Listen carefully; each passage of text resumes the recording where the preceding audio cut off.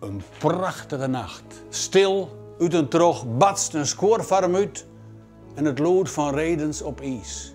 Maar dan zocht Adam dat in een vierter rechts wat in het rijt staan. Het wie de hinderreis net.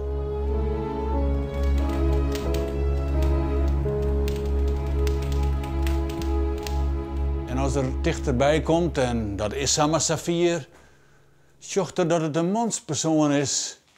En behalve nieuwsgierig is dus Adam ik net benauwd. Ik zei al, hij komt uit de Friese bodem. Dat hij stuurt naar rechts, zet de hakken in het ijs en zei: "Goeie." Geen reactie. Nog eens: "Goeie." Hij komt een beetje dichterbij en spreekt hem dan nog eens aan: "Goeie. Ben je het paardbuster? Kan ik jou misschien helpen? Ik ben je wel bekend en lucht genoeg."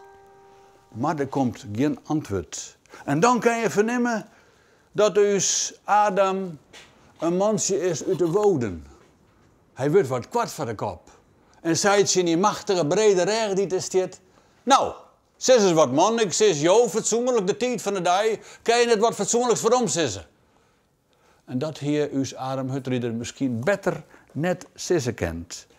Want dan komt er in die beweging in het stalt, in de persoon, in de achterkant.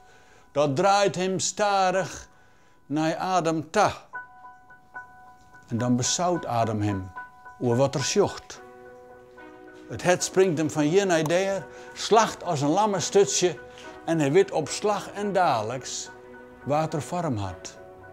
Het is de beruchte, de verneemde smid van Jennewoord.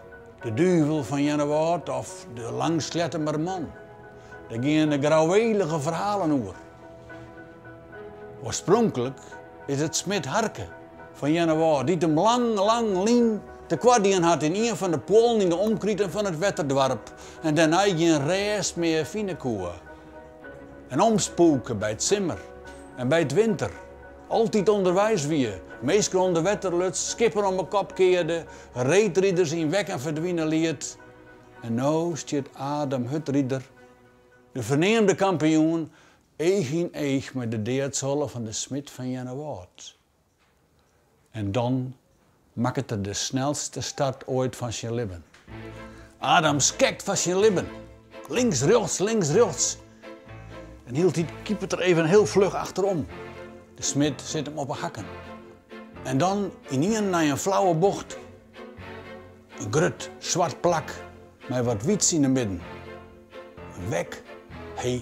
Dat weet de hinderreis net. Adam kent het links, hij kent het rechts. En hij springt over het wek en de mannen. En komt o wonder aan de orenkant op redens terug.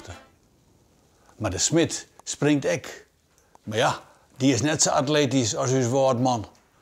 Hij springt wel, maar komt van de rone te lonen. En in één keer gaat de kop van de romp. En als Adam dat zocht, dan denkt hij: "Ha, ik ga het redden." Waar zult zonder romp nog in achtervolging gaan? Maar dan had er boeten de smid van Jennewoord rekenen.